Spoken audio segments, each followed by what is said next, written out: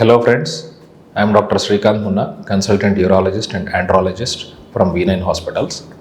ఇవాళ మనం టెస్టిస్ గురించి మాట్లాడుకుందాం. చాలామంది ఎంతూజియాస్టిక్ కస్టమర్స్ కానీ పేషెంట్స్ కానీ మనం అడుగుతున్న క్వశ్చన్, టెస్టిస్ సైజ్ ఎంత ఉండాలి, నా టెస్టిస్ ఒకటి చిన్నది ఉంది ఒకటి పెద్దది ఉంది, లేదా ఒకటి పైకి ఉంది ఒకటి కిందకు ఉంది, ఇది ఏమన్నా ప్రాబ్లమా, అసలు నార్మల్ సైజ్ ఎంత, ఇందులో వచ్చే వ్యాధులు ఏంటి, వీటి గురించి మాట్లాడుకుందాం. వీటన్నిటితో పాటు లాస్ట్లో ఒక important topic self testicular examination గురించి కూడా మాట్లాడుకుందాం. సో టెస్టిస్ అనేది డెవలప్మెంట్లో మగబిడ్డగా కన్ఫర్మ్ అయిన తర్వాత జనరల్లీ కడుపు లోపల ఈ లెవెల్లో స్టార్ట్ అవుతాయి, పిండం లోపల ఉన్నప్పుడు. ఇవి స్లోగా 9 నెలలు గర్భంలో ఉన్న టైం పీరియడ్లో కిందికి జారుతూ లెఫ్ట్ సైడ్ టెస్టిస్ తొందరగా బయటికి రావటం, రైట్ సైడ్ది ఒక 2-3 వారాల తర్వాత బయటికి రావటం జరుగుతుంది. So in this development course దాన్ని హోల్డ్ చేసే శాక్ స్క్రోటమ్ అంటాం. ఆ స్కిన్ కూడా లెఫ్ట్ సైడ్ ముందు డెవలప్ అవ్వటం వల్ల జనరల్లీ లెఫ్ట్కి రైట్కి వేరియేషన్ ఉండటం common. So left side testis మీరు గమనించుకున్నట్లయితే 1 సెంటీమీటర్ వరకు కిందికి ఉంటుంది, ఇది normal variant. Right side testis కొంచెం పైకి ఉంటుంది. ఇది కాకుండా టెంపరేచర్ వేరియేషన్స్ వల్ల, సీజనల్ వేరియేషన్స్ వల్ల, మనం వేసుకునే బట్టల్లో కానివ్వండి, వీటి వల్ల వేరియబిలిటీ ఆఫ్ శాక్ అంటే వేడి ప్రాంతాల్లో ఉంటున్నప్పుడు కిందికి జారటము, వేడి ప్రదేశాల్లో కానివ్వండి, వేడి టైట్ బట్టలు కానివ్వండి, సమ్మర్స్లో కానివ్వండి జారిపోవటము, కొంచెము రిలాక్స్ అవ్వటము, చలికాలంలో గుంజటం అంటే పైకి టైట్గా ఉన్నట్టు అనిపించటం అన్నది కూడా కామన్ థింగ్. సో ఈ అప్ అండ్ డౌన్స్ అన్నది 1 సెంటీమీటర్ 1 ఇంచ్ వరకు వేరియబిలిటీ కామన్. ఒకవేళ రైట్ అండ్ లెఫ్ట్కి ఇంతకంటే ఎక్కువ డిఫరెన్స్ ఉంది అంటే there might be cord structures problem. అంటే ఆ టెస్టిస్ని వేలాడదీసే కండరం కానివ్వండి, దాంతోపాటు వచ్చే రక్తనాళాలు కానివ్వండి టైట్ ఉండటం వల్ల, డెవలప్మెంట్ సరిగ్గా జరగకపోవటం వల్ల పైకి ఉండొచ్చు. కొన్ని రిట్రాక్టైల్ టెస్టిస్ అంటాం. అంటే రూట్ ఆఫ్ ది స్క్రోటం కింది భాగంలో కాకుండా ఇదే శాక్లో పై భాగంలో ఇరుక్కుపోయి అక్కడే ఫిక్స్డ్గా ఉంటాయి. లేదా ఎక్టోపిక్ టెస్టిస్ అంటే కడుపు లోపల నుంచి కిందికి వచ్చే దారిలో వాటి దిశ మారి వేరే సైడ్ నుంచి ఏదైనా అటాచ్మెంట్ పట్టి దాన్ని లాగటం వల్ల వేరే డైరెక్షన్లోకి టెస్టిస్ వెళ్ళి చర్మం కింద ఉండటం కానివ్వండి, పెరీనియంలో ఉండటం కానివ్వండి, ఒకటి కనిపించకపోవటం కానివ్వండి అంటాం. వీటిని ఎక్టోపిక్ టెస్టిస్ అంటాం.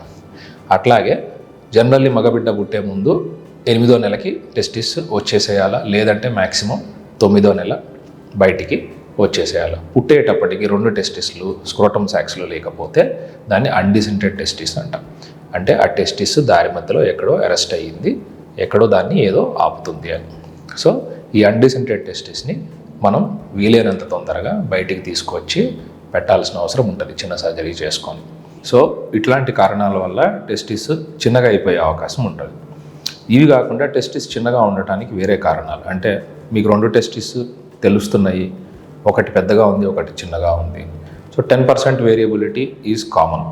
అంటే అసలు సైజ్ ఎంత ఉండాలి అనేది చెక్ చేసుకుంటే మనం ఆర్కిడోమీటర్ అని ఉంటుంది, టెస్టులు చేయడానికి ఉంటుంది. మీరు మా దగ్గరికి వచ్చినప్పుడు టెస్ట్ చేస్తాం. లేదంటే రెండో పద్ధతి అల్ట్రాసౌండ్ స్కానింగ్. అల్ట్రాసౌండ్ స్కానింగ్లో సైజ్ మెజర్ చేసి వాల్యూమ్ ఇస్తారు. జనరల్లీ టెస్టిస్ యావరేజ్ వాల్యూమ్ వచ్చేసి 10 to 12, ఐడియల్గా 12 to 15 cc అంటే 12 నుంచి 15 ml ఒక కోడిగుడ్డ ఆకారంలో సైజు ఉంటుంది యావరేజ్గా ఇండియన్ పాపులేషన్కి. ఇది పాపులేషన్ స్పీసీస్ని బట్టి, సబ్ స్పీసీస్ని బట్టి కొంచెం వేరియబిలిటీ ఉంటుంది. ఆఫ్రికన్స్లో ఎక్కువ ఉండటము, ఇండియన్స్లో సైజ్ తక్కువ ఉండటం, అమెరికన్స్, హిస్పానియన్స్ ఇట్లా డిఫరెంట్ సైజెస్లో ఉంటాయి.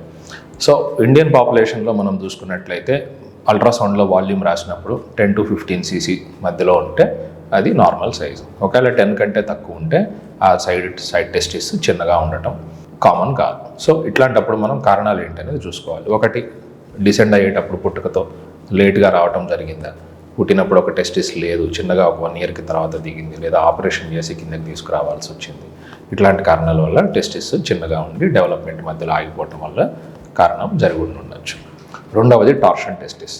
టార్షన్ అనేది అక్యూట్ పెయిన్, అంటే ఎమర్జెన్సీ సిచ్యువేషన్. అది సడన్గా ఏదైనా బరువులు ఎత్తుతున్నప్పుడు కానివ్వండి, పని చేస్తున్నప్పుడు కానివ్వండి, పరిగెడుతున్నప్పుడు కానివ్వండి, ఈ టెస్టిస్ని వేలాడదీసే కండరం ఏదైతే ఉంటుందో అది రొటేట్ అవ్వటం, టార్షన్ అవ్వటం వల్ల దానికి వచ్చే బ్లడ్ సప్లై ఆగిపోవటం వల్ల విపరీతమైన నొప్పి, వాపు రావటము.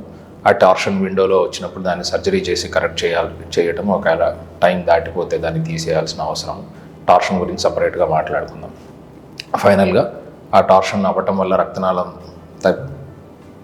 కాంట్రాక్ట్ అయిపోయి దాన్ని కంప్లీట్గా బ్లాక్ చేయడం వల్ల రక్త ప్రసరణ ఆగిపోయి లాంగ్ టర్మ్లో ఆ టెస్టిస్ సైజ్ చిన్నగా అయిపోయి మాయం కూడా అయిపోయే పరిస్థితి ఉంటుంది. దీన్ని టార్షన్ అంటాం. సో ఇవి టెస్టిస్ చిన్నగా ఉండేవి. ఇట్లాగే మమ్స్, ఆర్కైటిస్, చిన్నప్పుడు ఏదన్నా ఇన్ఫెక్షన్స్, వైరల్ డిసీజెస్ వచ్చి ఆ తర్వాత టెస్టిస్ సైజ్ పెరిగింది, ఆ తర్వాత తగ్గిపోయే క్రమంలో స్లోగా సైజు తగ్గిపోయే అవకాశం కూడా ఉంటుంది. ఆ తర్వాత ఇంకో కారణం ట్రామా, అంటే దెబ్బ తగలటం వల్ల టెస్టిస్కి దాని బ్లడ్ సప్లై తగ్గటం వల్ల లేదా కొన్ని ఏరియాస్ ఇన్ఫాక్షన్ రావటం వల్ల టెస్టిస్ సైజు తగ్గిపోయే అవకాశం ఉంటుంది. 2 టెస్టిస్లు తక్కువ ఉన్నాయి అన్నప్పుడు ఆలోచించుకోవాల్సింది ఏంటంటే, ఒకటి జెనెటిక్, అంటే పుట్టుకతో వచ్చిన ప్రాబ్లం, టెస్టిస్ డెవలప్మెంట్కి కావాల్సిన జెనెటిక్ మెటీరియల్ బాడీలో లేకపోవటం కానివ్వండి, తండ్రి నుంచి సంక్రమించుకుపోవటం కానివ్వండి, లేదా వాళ్ళ ఫ్యామిలీలో టెస్టిస్ సైజ్ స్వతహాగా తక్కువే ఉండటం కానివ్వండి, తాతకి, తండ్రికి, తనకి, అట్లాంటి కారణాలు ఇవి జెనెటిక్ కాజెస్. రెండోది మేజర్గా మనం అందరం డిస్కస్ చేసుకోవాల్సిన టాపిక్ స్టెరాయిడ్ అబ్యూస్. అంటే బాడీ బిల్డింగ్ చేసేవాళ్ళు కండలు పెంచడానికి స్టెరాయిడ్ అబ్యూస్ వాడుతూ ఉంటారు. సో బయట నుంచి స్టెరాయిడ్ వస్తుంది కాబట్టి టెస్టిస్ నుంచి టెస్టోస్టెరాన్ అనే స్టెరాయిడ్ రావాల్సిన అవసరం లేదని బాడీ భావించి స్లోగా దాన్ని ఫంక్షన్ని తగ్గించేసి సైజు చిన్నగా అయిపోయి స్పర్మ్ ప్రొడక్షన్ 0 అయిపోయే అవకాశం ఉంటుంది. ఇవన్నీ సైజులు తగ్గే కారణాలు.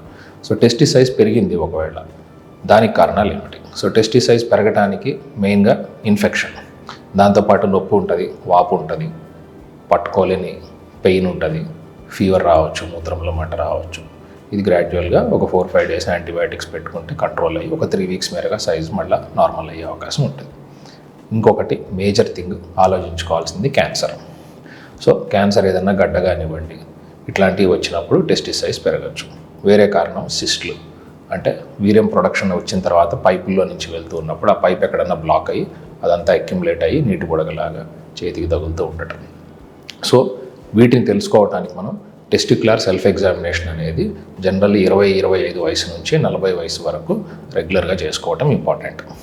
ఫీమేల్స్లో ఎట్లా అయితే బ్రెస్ట్ ఎగ్జామినేషన్ చేసుకొని బ్రెస్ట్ క్యాన్సర్స్తో పోరాడుతున్నారో వాళ్ళు, మగవారు కూడా టెస్టిక్యులర్ ఎగ్జామినేషన్ మంత్లీ ఒకసారి స్నానం చేసేటప్పుడు క్యాజువల్గా చెక్ చేసుకొని ఏదన్నా కొత్త రకమైన గడ్డలు వస్తున్నాయా, ఇర్రెగ్యులారిటీ ఆఫ్ ద సర్ఫేస్ వస్తుందా, సైజ్ పెరుగుతుందా, అప్ అండ్ డౌన్స్ ఏమన్నా పెరుగుతున్నాయా అనేది చెక్ చేసుకోవటం ఇంపార్టెంట్. ఇది ఎట్లా చేసుకోవాలంటే జస్ట్ మీ టెస్టిస్ని ఇలా పట్టుకొని బ్యాక్ సైడ్ నుంచి 2 ఫింగర్స్ తోటి సపోర్ట్ ఇచ్చి తంబుతోటి పాల్పేట్ చేసుకోవాల్సిన అవసరం ఉంటుంది. సో అట్లా చేస్తున్నప్పుడు బ్యాక్ సైడ్ ఒక పైప్ తగులుతుంది, అది వీర్యం తీసుకొచ్చే పైప్, వాస్ డిఫరెన్స్ ఎపిడిడైమిస్ అంటాం. పైన ఉన్న సర్ఫేస్ స్మూత్గా ఉండాలి. సో నెలకి మీరు గమనించుకుంటున్నప్పుడు సైజ్ ఏమన్నా విపరీతంగా పెరుగుతుంది తొందరగా, లేదా ఒక చిన్న నీటి బుడగ తగులుతుంది, లాస్ట్ మంత్కి ఈ మంత్కి సైజ్ పెరిగినట్టు మీకు క్లియర్గా తెలుస్తుంది అంటే వెంటనే మీ ఆండ్రాలజిస్ట్ని కలవటం ఇంపార్టెంట్. సో ఇవి టెస్టిస్ దానికి సంబంధించిన ప్రాబ్లమ్స్ గురించి. Thank you.